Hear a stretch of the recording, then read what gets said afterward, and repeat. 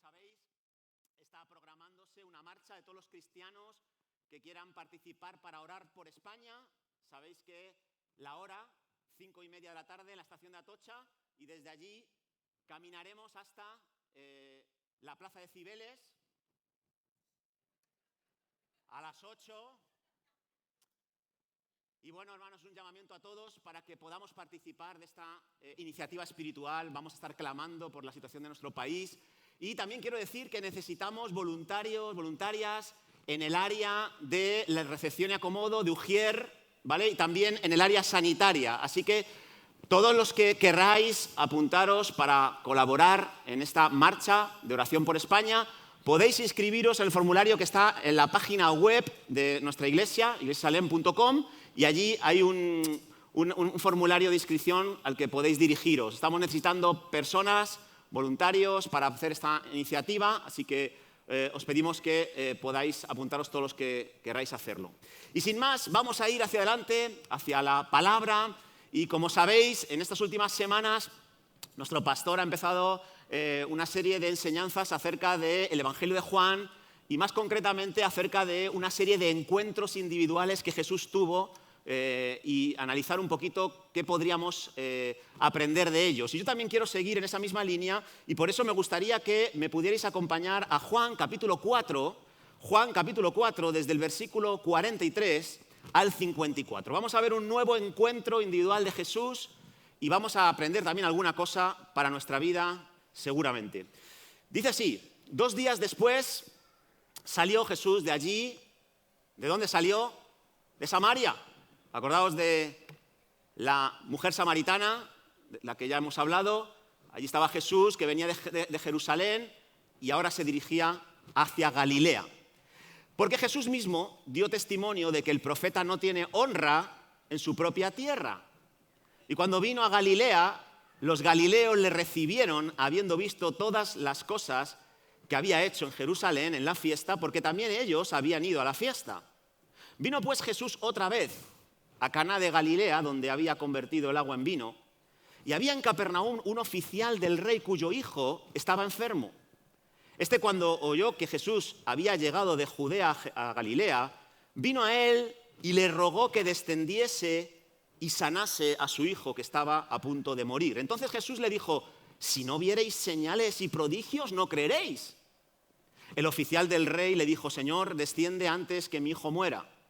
Jesús le dijo: ve, tu hijo vive. Y el hombre creyó la palabra que Jesús le dijo y se fue. Y cuando ya él descendía, sus siervos salieron a recibirle y le dieron nuevas diciendo: tu hijo vive. Entonces él les preguntó a qué hora había comenzado a estar mejor, y le dijeron: ayer a las 7 le dejó la fiebre. El padre entonces entendió que aquella era la hora en que Jesús le había dicho: tu hijo vive, y creyó él con toda su casa.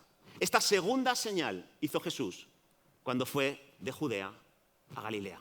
¿Por qué no oramos y le pedimos al Señor dirección en esta mañana? Señor, gracias por permitirnos disfrutar de este tiempo de alabanza, de adoración, este tiempo de celebración, también por el nacimiento de nuevos niños a este mundo, nacimiento de niños en hogares cristianos. Gracias, Señor, por todas estas bendiciones que estamos recibiendo, y ahora queremos seguir abiertos a lo que tienes que darnos a través de tu palabra, Señor. Envía tu pan espiritual a nuestras almas para saciarlas, para alimentarlas, para nutrirlas, Señor. En el nombre de Jesús te lo pido. Amén.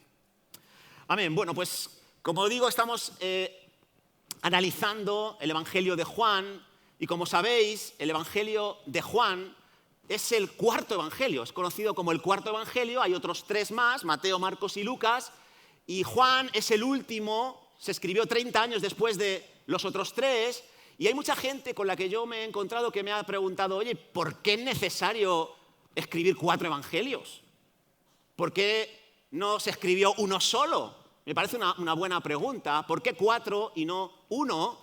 Y la respuesta yo creo que la he encontrado al analizar y estudiar cada uno de estos 4 evangelios de manera profunda, y me he dado cuenta de que es verdad que los 4 evangelios comparten el mismo mensaje, el mismo enfoque. Los 4 evangelios tienen como centro de sus escritos a la figura de Jesús. Los 4 hablan del nacimiento de Jesús, de su crecimiento y desarrollo como hombre, de su servicio aquí en la tierra, de su muerte, de su resurrección. Los 4 hablan de esto, pero ¿sabes qué? Cada uno de estos evangelios está hablando de Jesús desde una perspectiva diferente que resulta muy apropiada para entender de una manera más completa quién es Jesús y su revelación. Por eso es un retrato de la misma persona, de Jesús, pero desde diferentes perspectivas. Hay autores, hay fotógrafos que trabajan este tipo de disciplina, la de los retratos desde diferentes perspectivas. Uno de los más famosos le hizo un retrato en perspectiva a la reina Isabel II de Inglaterra. No sé si lo podemos ver en el PowerPoint, pero le hizo ese retrato. Es la misma persona, la reina Isabel II, desde diferentes perspectivas. Bueno, los evangelios hacen exactamente lo mismo con Jesús. Cada uno tiene una perspectiva diferente. Mira esa foto que está a continuación. Hay imágenes que representan a cada uno de los evangelios. Por ejemplo, el evangelio de Mateo se representa con la figura de un león porque es el rey de la selva y Mateo está intentando definir que Jesús es el rey de Israel, el rey que los judíos estaban esperando y que ese rey iba a librar no solo a su nación sino a la humanidad. Lucas representa al hombre, el hombre. Lucas nos presenta a la humanidad de Jesús, nos presenta a Jesús como el perfecto hombre. Sus emociones son las ideales, sus pensamientos, sus ideas, su forma de hablar, su forma de relacionarse con los demás humanos.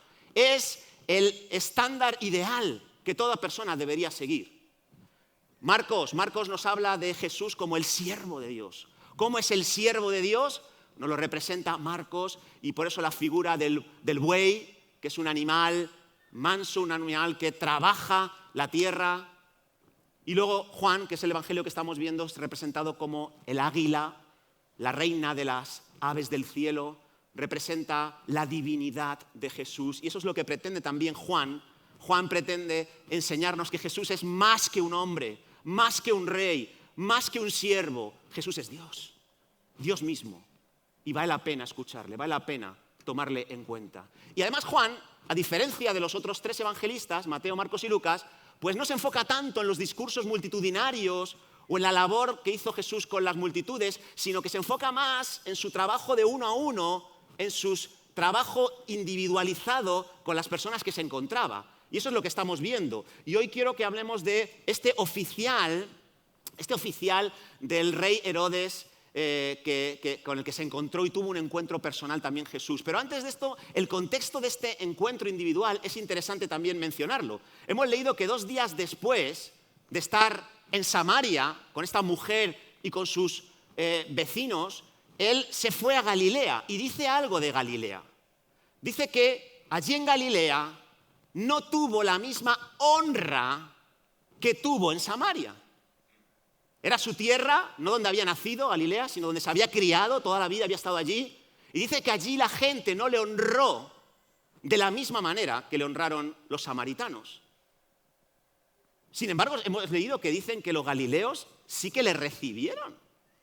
Sí que le recibieron. Que habían visto todas las cosas que había hecho en Jerusalén en la fiesta de donde venía Jesús, la fiesta de la Pascua. Y también muchos de ellos sabían de lo que Jesús había hecho en Caná de Galilea con la transformación del agua en vino en una boda. Entonces, ¿a qué se refiere Jesús cuando dice que no le honraban en su propia tierra como en Samaria? Si le habían recibido por lo que habían visto.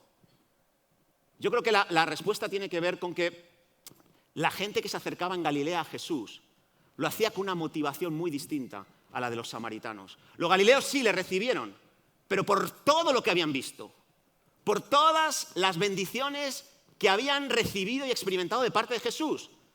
Jesús para los galileos era el hombre al que podían acudir cuando necesitaban algo y nada más. Y nada más. Es similar, yo creo, el trato que daban los galileos a Jesús, similar al que a veces los hijos dan a los padres, ¿no? No sé si te ha sucedido a ti que vienen tus hijos y de pronto se muestran muy amables, muy cariñosos contigo. Ay, papi, qué guapo estás hoy. Ay, papi, no hay ningún papi como tú en este mundo. Y tú dices, suena bien, están recibiendo bien, ¿no? Pero realmente luego te das cuenta que hay algo que quieren de ti, ¿verdad? Hay cónyuges que les pasa lo mismo. Se vuelven muy cariñosos con sus cónyuges respectivos porque quieren algo, ¿no? Quieren sacar algo, algún beneficio, ¿no? También sucede con algunos amigos que se pegan a ti, se vuelven muy leales, muy fieles, y con el tiempo te das cuenta de que no es una verdadera honra de amistad lo que están buscando sacar un beneficio de tu parte. Y es triste, es decepcionante tener personas así alrededor que sí te reciben aparentemente con mucha alegría, con mucha simpatía, pero detrás hay una motivación oculta. Quieren algo de ti, lo que han visto en ti, lo que le puedes aportar tú a su vida y nada más. No les interesas tú como persona, no les interesas tus necesidades, solo interesan lo que pueden sacar de ti. Y eso es algo que probablemente es lo que estuviera sucediendo en Galilea y por eso Jesús dice, no me honran de verdad aquí. Sí, me reciben, pero no me honran. Sí, me dan la bienvenida, pero están buscando algo. Ahora, en medio de ese contexto aparece este oficial del rey Herodes. Lo hemos leído, dice que es un oficial del rey. ¿Y de dónde venía este hombre? Dice que venía de Capernaum. Capernaum estaba a 32 kilómetros de Caná, que es donde estaba Jesús en ese momento. Y nos dice la Biblia, el pasaje que hemos leído, que este hombre, además de ser un oficial del rey Herodes, además de venir de Capernaum, tenía un hijo que estaba enfermo. Y el término enfermo que aparece aquí es un término que habla de una enfermedad seria, una enfermedad grave, una enfermedad que le va a costar la vida si no se pone remedio. Así que este hombre, que era un alto cargo, que era una persona pudiente y que tiene un hijo enfermo de esta manera, es evidente que había hecho algo antes de acudir a Jesús. Es evidente que había buscado todo tipo de ayuda para que su hijo pudiera salir adelante. Y es evidente que ni el dinero ni su posición le iban a poder librar a su hijo de una enfermedad o incluso de la muerte. Así que se encontraba desesperado, se encontraba con una necesidad de ayuda importante. Y hemos leído en el versículo 47 que cuando escuchó que Jesús había llegado de Judea a Galilea, ¿qué hizo él? Pues hizo lo que tenía que hacer una persona desesperada, venir a él, venir a Jesús. Pero hombre, son 32 kilómetros, 7 horas a pie. Da igual, este hombre recorrió esa distancia que le separaba de Jesús, le rogó a Jesús por su hijo, le rogó, y esto no es una petición así, oye, ¿podrías venir a mi casa? Sino que le pidió de manera ardiente, ferviente, vehemente, que Jesús le acompañara. Por favor, desciende a mi casa, haz el camino de vuelta conmigo, te lo suplico, sana a mi hijo, está enfermo y está a punto de fallecer, ven por favor. Vino como padre, no vino como una autoridad. Oye, soy el oficial del rey Herodes, el rey de los judíos aquí, en esta región. Te ordeno que vengas. No, vino con humildad. Vino con un espíritu correcto. No prometió nada. Oye, si vienes te doy a cambio algo. No ofreció nada, simplemente vino con lo que tenía, con un corazón sincero, con su desesperación a Jesús. Y esto a mí me deja una verdad que quiero compartir con vosotros, una verdad que no es nada novedosa, pero que es importante recordarla. La verdad de que las crisis pueden ser muy buenas si nos acercan a Jesús. Las crisis pueden ser una auténtica bendición si el resultado de una crisis nos lleva a buscar a Jesús de una manera ferviente, como lo hizo este hombre. La enfermedad del hijo de este oficial no era algo bueno, era algo difícil, era algo negativo, pero ¿sabes qué? Hizo que este hombre buscara a Jesús. Quizás nunca le hubiera buscado si no hubiera tenido a su hijo enfermo. Y me encanta esa actitud que tuvo él, la de transformar una situación negativa, una energía destructiva que había a su alrededor, transformarla en una energía constructiva. Y esa es una actitud muy positiva. Os he puesto ahí una imagen de un molino eólico. No sé si alguna vez has ido a un parque eólico, donde hay un montón de molinos como eso. Yo he ido ya varias veces. Mi madre vive cerca de uno de ellos. Y cuando tú subes al lugar donde están esos molinos, ¿sabes qué? Hay una característica en esos lugares. Y es que hay unas fuerzas, unas corrientes de viento terribles. ¿Sabes? En esos lugares no hay ni una casa. A nadie se le ocurre establecer un pueblo o una ciudad. Porque no se puede vivir allí. Hay una serie de fuerzas tremendamente destructivas. Pero algún lumbreras, alguien dijo, oye, ¿por qué no transformamos estas fuerzas destructivas en algo constructivo y provechoso? Y se inventaron los molinos eólicos. Y en un lugar donde apenas puede haber algo beneficioso, se genera energía ecológica, energía natural, energía más barata, menos destructiva. Pasa lo mismo cuando tú vas al mar. ¿Has visto alguna vez un mar embravecido? ¿Has visto olas de 5 metros, de 6 metros? Son fuerzas destructivas. El mar es tremendamente destructivo. Pero hace un par de años estuve yo en Portugal, en una zona donde hay unas olas increíbles. ¿Y sabes lo que vi también? Un montón de chavales con tablas de surf, transformando una fuerza destructiva en algo constructivo. Y aprovechando la energía de esa ola que podría ahogarte, destruirte, matarte, para moverse a toda velocidad. ¿Te das cuenta lo que puede suceder con una crisis? Una crisis es una energía destructiva, pero se puede transformar en algo constructivo si tú quieres. Las vacunas. Esta semana llevé a mi hija a vacunarse de los 12 años. La varicela, el papiloma humano. Y me dijo la doctora, le puede dar reacción. Le puede dar reacción. Si le da reacción, dale paracetamol. ¿Por qué le puede dar reacción? Porque le estaban inyectando el virus del que la quieren librar.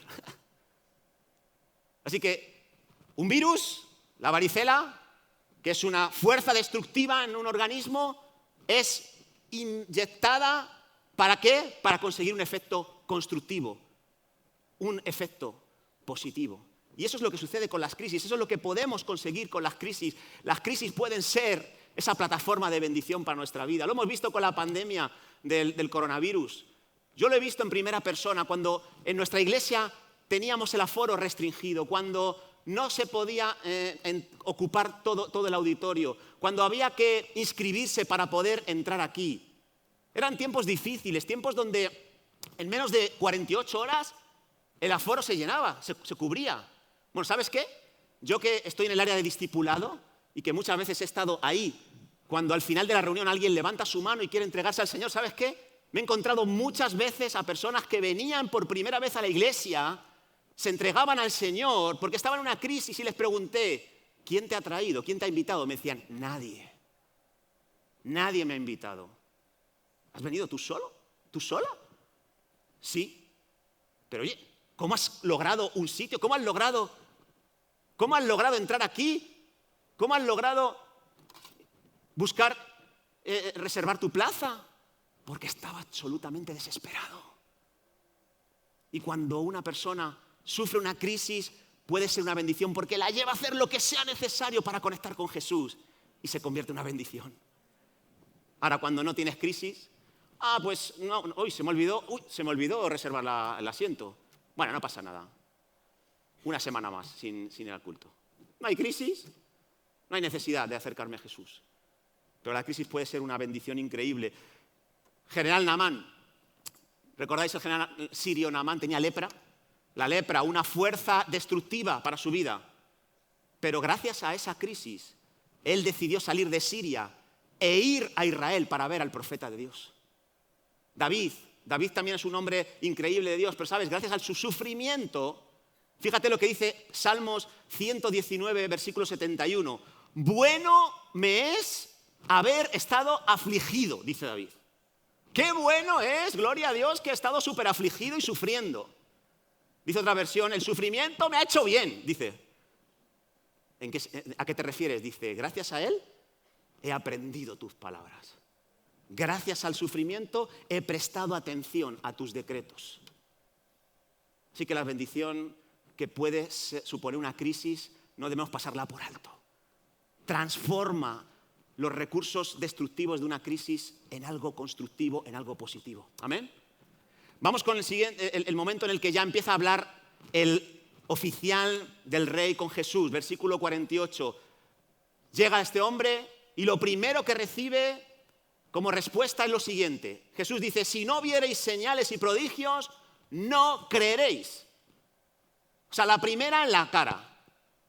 Jesús, que está hablando en plural, por cierto, Claro, mete en el mismo grupo al oficial, pero está metiendo a todos los galileos. Y lo que está diciendo Jesús aquí es una especie de reprensión. Es una especie de declaración que Jesús está haciendo y que indica que hay algo de decepción en él. Está mostrando su decepción. ¿Su decepción con qué? Con un determinado tipo de fe. Hay cosas que dice Jesús que a él no le gustan, le decepcionan. No le gusta la fe condicional, esa fe que dice, ¿creeré sí? ¿Creeré cuando vea? Ese tipo de fe, Jesús dice, me molesta, me decepciona. En otras palabras, Jesús está diciendo, o sea que si no hiciere milagros, los que estáis aquí no vais a creer en mí. En otro pasaje del Evangelio de Juan dice, bienaventurados los que creyeron y no vieron. Es lo opuesto a lo que está queriendo decir aquí. Así que Jesús está diciéndonos, oye, ¿por qué me sigues tú? ¿Por qué me seguís vosotros? ¿Me seguís porque me amáis? ¿Me seguís porque habéis visto quién soy yo? ¿O me seguís porque queréis algo de mí? Esa es una pregunta que estaba haciendo Jesús. Y el oficial a su bola. El oficial, versículo 49, Señor, desciende antes de que mi hijo muera. Normal, tampoco le vamos a echar a los leones, porque es normal, que tiene su hijo enfermo, que está a punto de morir, el tiempo está jugando en su contra. Entonces da igual lo que diga Jesús, lo importante es, Señor, desciende para que mi hijo no muera. Sigue ahí enfocado en su asunto, él tiene una necesidad, la quiere presentar a Jesús, le insiste, le apremia a Jesús, oye, tienes que acudir a mi casa antes de que mi hijo muera. Y es innegable que este hombre tiene fe, ¿sí o no? Este hombre tiene fe. Ha recorrido esa distancia que te he comentado a pie, que no era algo fácil. Le está llamando a Jesús Señor, y este es un hombre en autoridad. No llama Señor con ese término a cualquiera. Está reconociendo que Jesús es una gran autoridad, que incluso está por encima de él, y se acerca a él con una fe como la que dice Hebreos 11 que debemos de tener. Una fe que al acercarse a Dios cree que es galardonador de los que le buscan. Él está convencido de que Dios puede responderle a sus peticiones. Cree que puede hacer lo que los médicos no han podido hacer hasta ahora. Cree que si Jesús desciende de Caná a Capernaum con él, su hijo no va a morir. Cree eso. Ahora, también cree que si su hijo muere, pues a lo mejor Jesús no le va a poder resucitar, porque no menciona nada de eso. Está poniendo ahí el límite. Si bajas y resulta que no ha muerto mi hijo, tú le puedes sanar. Tiene una fe, es limitada, es verdad, pero es una fe que tiene su valor y su peso. Y por eso Jesús en el versículo 50 le dice, ve, tu hijo vive, ve. Y es una respuesta un poco rara, pero corresponde a que Jesús lo que quería era que él tuviera una fe mucho más fuerte, tuviera un tipo de fe mucho mayor que la que estaba manifestando con todo lo que había hecho hasta ahora. Así que Jesús contesta la oración de este hombre, pero no exactamente a la manera en la que este hombre lo estaba pidiendo. Sí, le da una respuesta, pero ha decidido que no va a descender con él a Capernaum. Jesús le dice, vuelve, tú solo, a tu casa. Tu hijo va a vivir, pero yo no voy a ir contigo. Así que este hombre que tenía solo una palabra, solo una promesa, ninguna señal, ningún milagro, nada especial. Y este es el momento crucial para el oficial. Este es el momento clave del que tenemos que aprender. Este hombre está orando en Caná y Jesús dice que la respuesta vendrá en Capernaum. Tú me estás pidiendo algo aquí, pero la respuesta la vas a ver más adelante. 32 kilómetros al sur. ¿Te imaginas este hombre? ¿Cómo respondió? Porque dice que era las 7 de la noche. Y por lo tanto no podía salir inmediatamente hacia a su casa en Capernaum. En aquella época por de noche no se podía viajar, los trayectos eran muy peligrosos, podrías arriesgar demasiado tu vida. Así que este hombre es evidente que se queda a dormir en Caná, pero ya vino apresurado, ya vino pensando que su hijo en cualquier momento podía fallecer. Y ahora lo único que tiene es una frase de este hombre llamado Jesús que dice, ve, tu hijo vive. Pero no había teléfonos en aquella época, no había manera de cerciorarse de que eso era cierto. y tiene que pasar la noche en Caná. Menuda noche, ¿no? Menuda noche la que tuvo que pasar. No sé, estaba celebrando, ¡toma, mi hijo va a vivir! O, ¿será que mi hijo va a vivir? No sé cómo sería. La pregunta también que me hago es, ¿qué debía hacer en el entretanto? ¿Qué debía hacer mientras lograba que amaneciera y emprender el camino de regreso y encontrarse con su hijo y con su familia? ¿Qué tenía que hacer? Pues tenía que tomar una decisión de confianza sin tener la certeza de que esa petición iba a ser contestada. Tenía que tener fe, una fe diferente a la que había tenido hasta ahora. Y esta es la palabra clave. En todo este capítulo 4 de Juan, la palabra fe aparece 7 veces. Desde la samaritana hasta el final del capítulo 4, 7 veces. Esa es la palabra clave. ¿Qué hay que hacer en el entretanto? Desde que le expongo una petición a Dios en Caná hasta que recibo la respuesta en Capernaum, ¿qué tengo que hacer en ese periodo? Tener fe, tener confianza. Eso es lo que tenía que hacer este hombre. Y fíjate que lo hizo, en versículo 50. El hombre creyó la palabra que Jesús le dijo y se fue.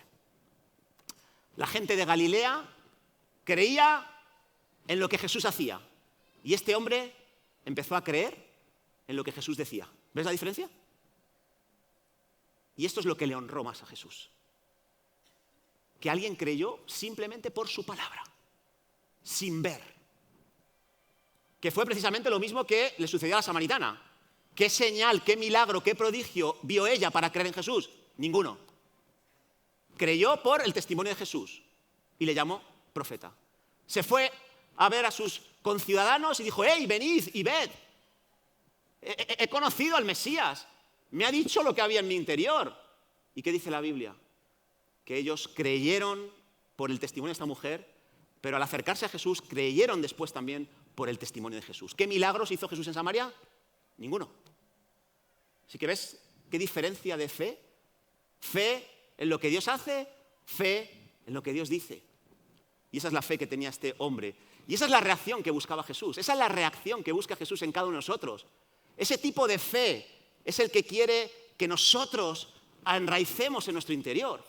Ha hablado Jorge antes de una palabra que ha sentido el Señor acerca de la fe y de arraigarnos en la fe que necesitamos en este tiempo que estamos viviendo. ¿Qué clase de fe es la que necesitamos? Esta del oficial, del rey Herodes. Una fe que cree sin ver. Una fe que cree por la palabra, simple y llanamente. Y esa fue la fe que quería Dios cultivar en este hombre, porque es la más importante. Lo sucedió, hemos hablado de Naamán y la lepra que tuvo. Y cuando llegó a ver al profeta, motivado por su crisis, el profeta ni salió a recibirle. Y le dijo a uno de sus criados, dile a Naamán que se vaya al río Jordán y que se zambulla 7 veces allí y su lepra quedará sanada. Y claro, este hombre cuando ni siquiera le salen a recibir, ni siquiera le preparan un comité de bienvenida y lo que le dicen es que se vaya a bañarse a un río asqueroso como era el Jordán en aquella época, eso era pedir mucho, ¿no? Y se enfadó, dice que se fue enojado, dice la palabra. Se fue enrabietado, vaya hombre, y encima me tengo que meter en el Jordán. Pues sí, hombre, menuda señal. Con los ríos que tenemos en Siria. Si me hubiera dicho que me metiera en uno de los ríos de allí de Siria, pues todavía. Pero me parece una falta de respeto, me parece que me ha tomado el pelo este profeta. Ya decía yo que Dios no existía. Ya decía yo que no hay dioses como los de Siria. Y llegó un siervo, un criado suyo que era judío, oye, señor, por favor, no, señor. Mira que no te ha pedido gran cosa.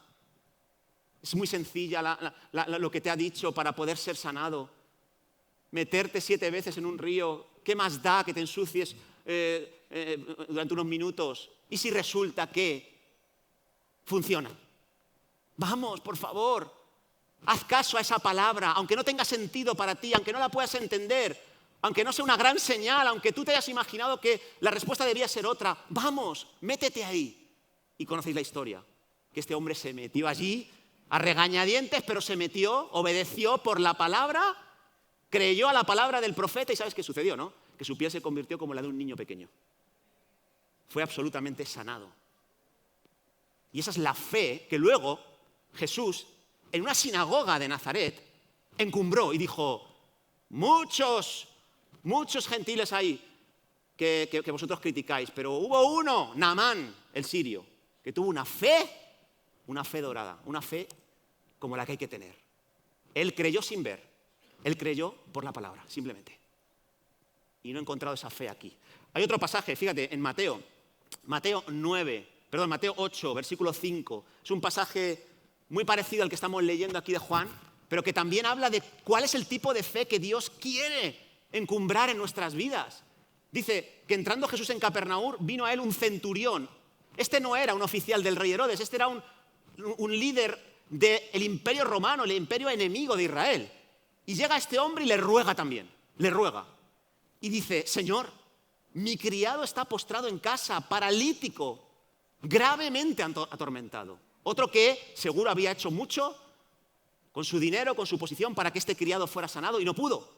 Y viene a Jesús y Jesús le dice, yo voy a ir a tu casa y le voy a sanar, diferente al oficial. Al oficial, no voy a ir a tu casa, vete que tu hijo está sano. Aquí dice, yo voy a ir a tu casa. ¿Y qué le dice este hombre? Dice, casi mejor que no vengas. Casi mejor que no vengas porque yo sé lo que tengo en casa y no te va a gustar. No soy digno de que entres bajo mi techo. Pero solamente di la palabra. Solamente lanza la palabra. Y mi criado sanará. ¡Wow! Y claro, versículo 10. Al oírlo Jesús se maravilló. Se maravilló y dijo a los que le seguían, de cierto os digo que ni aún en Israel he hallado tanta fe. Otra vez Jesús encumbrando el tipo de fe que quiere que haya en nosotros. Creer sin ver, creer sin entender, creer por la palabra de Jesús. Di la palabra y creo. ¿Sabes lo que pasó en esta historia, no? El siervo fue sanado. Fue sanado. Cuando llegó a su casa, el siervo estaba haciendo sus labores. Creer sin ver.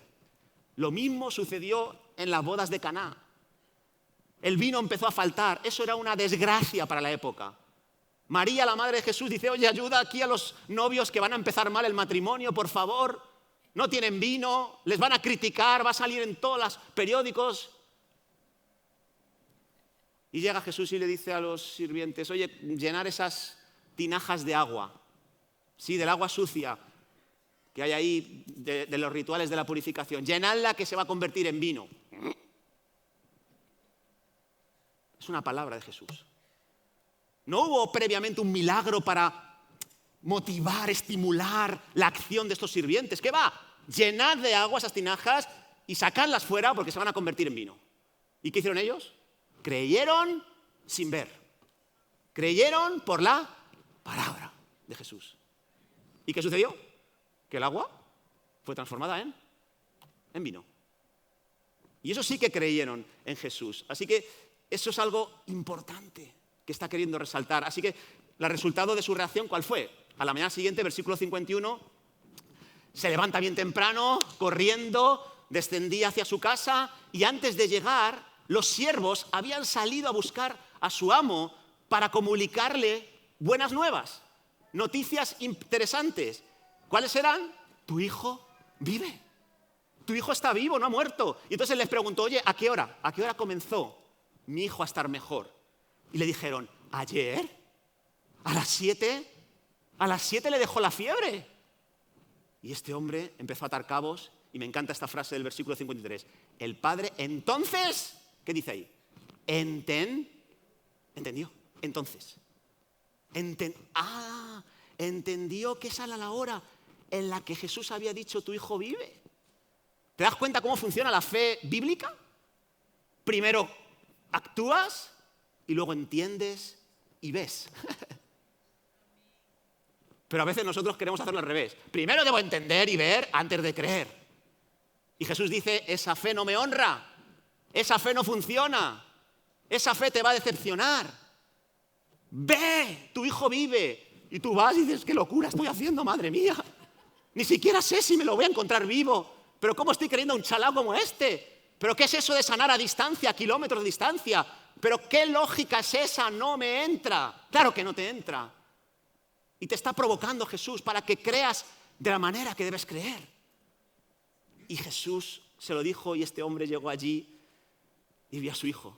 Vio el milagro de su hijo restablecido, pero vio otro milagro mayor. Dice que creyó con él toda su casa. En la sanidad del hijo fue un milagro temporal. El hijo terminaría enfermándose en algún momento y moriría, pero es que toda su casa creyó en Jesucristo y ese milagro fue eterno, atemporal, de beneficios perdurables.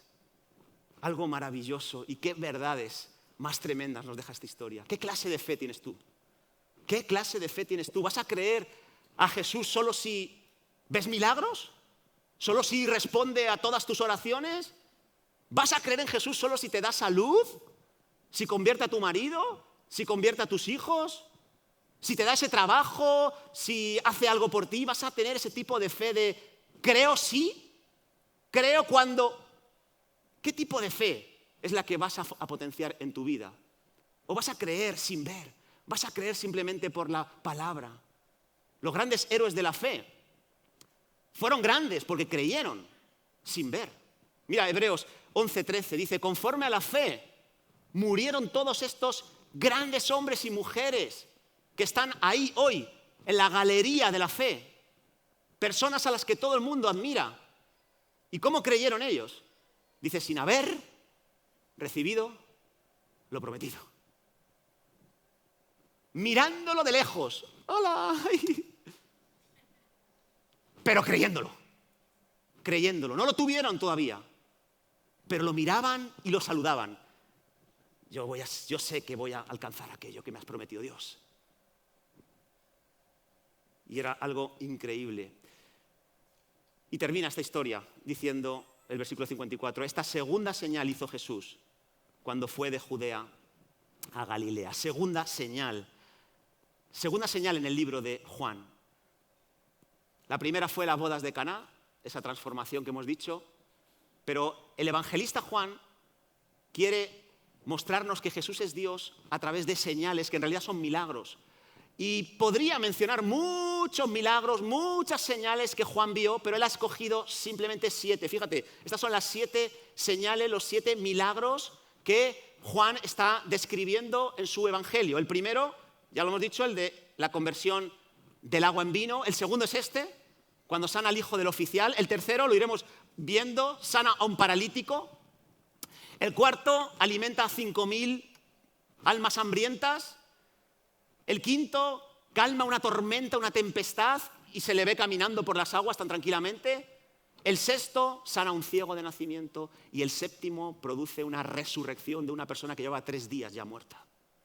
7 señales con un significado concreto para todos y cada uno de nosotros. De hecho, ese es el versículo final del apóstol Juan, en Juan 20, 30, 31. Dice que muchas otras señales hizo Jesús en presencia de sus discípulos, pero estas las ha escrito Él, las ha dejado para que creamos que Jesús es Dios y que creyendo tengamos vida eterna.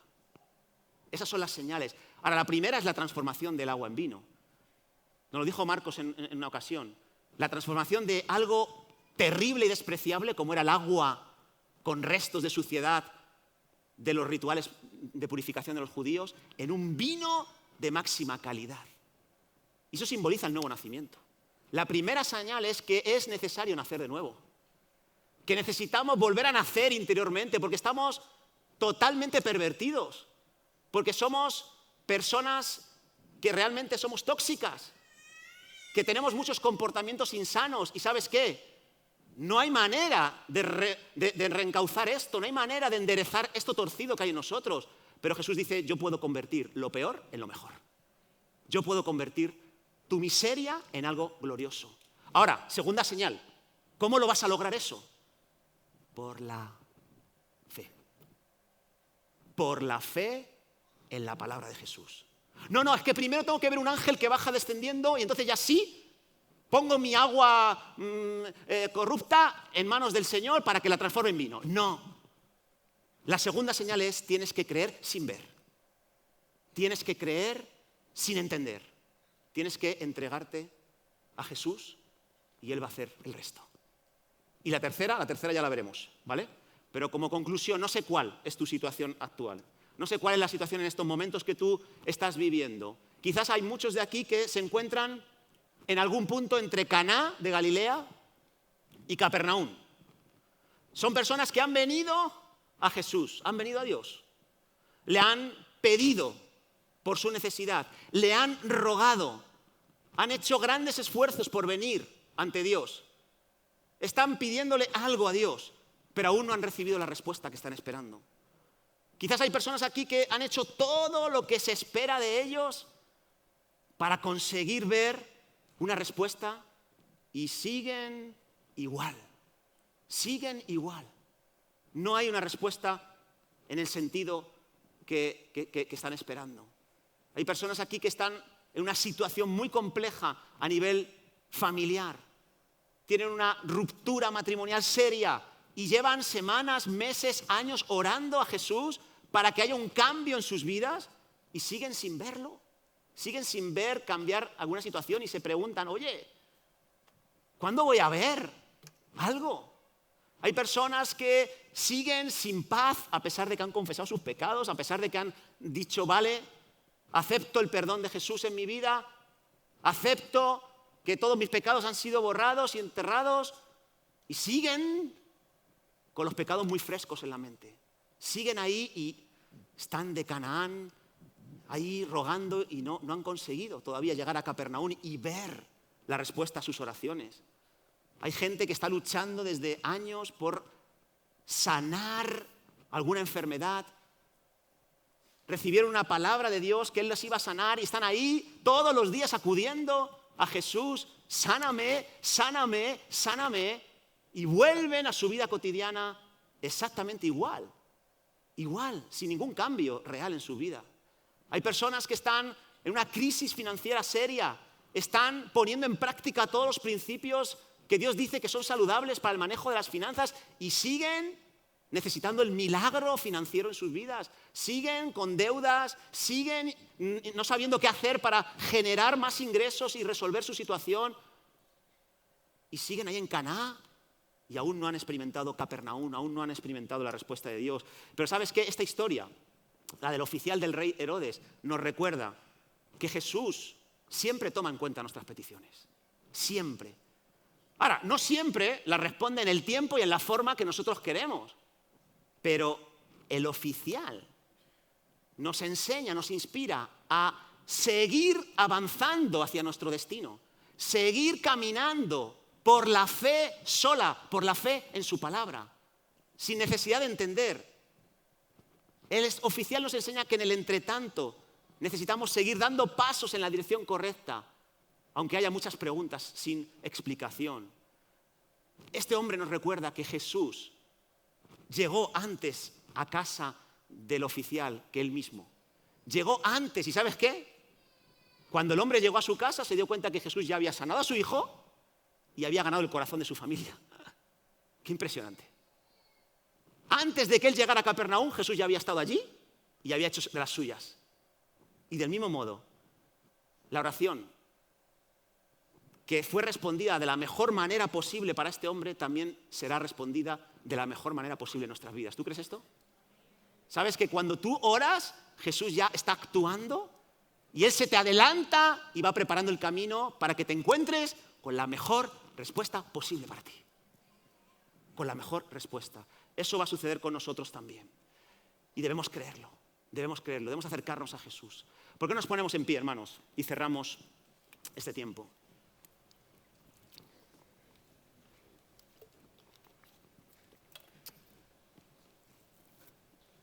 Quiero que tomemos unos instantes para reflexionar, para orar. Y quiero que reflexionemos acerca de esta realidad que nos deja esta historia. La realidad de que aquí en la tierra, la mayoría de las veces estamos caminando entre Caná y Capernaum. Estamos caminando entre el momento en el que hemos presentado nuestra necesidad a Jesús y el momento en el que esa respuesta va a llegar a nuestra vida. Y es una travesía inquietante, es una travesía llena de incertidumbre, en ocasiones incluso llena de decepción, de desesperanza. Pero Jesús prometió al oficial una bendición segura al final de su travesía, al final de su jornada. Y eso mismo también nos promete a nosotros. Jesús promete responder nuestras oraciones de la mejor manera. Jesús promete darte la mejor de las respuestas. Si puedes creer de esta manera, si puedes creer en su palabra, Él dice, yo voy a darte la mejor de las respuestas. Me voy a adelantar a tu situación y voy a asumir el control, voy a encargarme de cada circunstancia. Oh Señor, ayúdanos. Ayúdanos, Dios, a caminar con esa fe, a arraigarnos en esa fe, Señor. Oh Padre. Y mientras estamos orando y reflexionando acerca de esto, yo no sé si aquí hay alguien que nunca antes ha depositado esta clase de fe en Jesús. Yo no sé si aquí hay alguien que nunca antes ha venido a Jesús con una fe auténtica, una fe desinteresada, una fe que quiere creer simplemente a su palabra, a su testimonio. Y hoy quiere hacerlo, hoy quiere volverse a Él de una manera real. Si aquí hay alguien que nunca antes ha tenido esta experiencia de venir a Jesús con una fe de estas características y hoy quiere hacerlo, quiero orar por ti, queremos orar por ti. Si hay alguien que hoy quiere dar ese paso, levanta tu mano allá donde te encuentras y yo quiero orar por ti. ¿Hay alguien aquí? Dios te bendiga. Dios os bendiga, ahí al fondo. Dios os bendiga también. No sé, por arriba no veo. Si hay alguien más que quiere venir al Señor hoy con esa fe, os voy a pedir que al finalizar esta reunión podáis venir aquí. A mi mano izquierda, a vuestra mano derecha, van a haber un grupo de personas que van a estar recibiéndoos, van a estar orando por vosotros, os van a dar una porción de la Biblia para que vuestra fe pueda crecer en confianza en Él. Y voy a orar yo por vosotros también. Señor, gracias por estas personas que hoy deciden venir a ti, Señor. Sin condiciones, reconociendo tu grandeza, reconociendo que tú lo eres todo, Señor. Reconociendo su bajeza, reconociendo la necesidad que tienen de tu salvación, Señor. Yo te quiero pedir, Dios, que les ayudes a transitar los próximos días con confianza, con fe en ti, Señor. Padre, en el nombre de Jesús, guarda la vida de estas personas, guarda sus vidas, en el nombre de Jesús. Amén.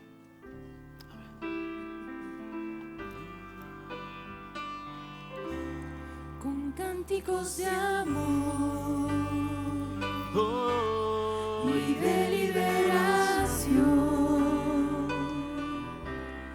aún en mi angustia, tú me rodearás y ante la oscuridad, tu luz y tu verdad. Mi alma sabe bien que prevalecerá. Sí, Señor. Con cánticos de amor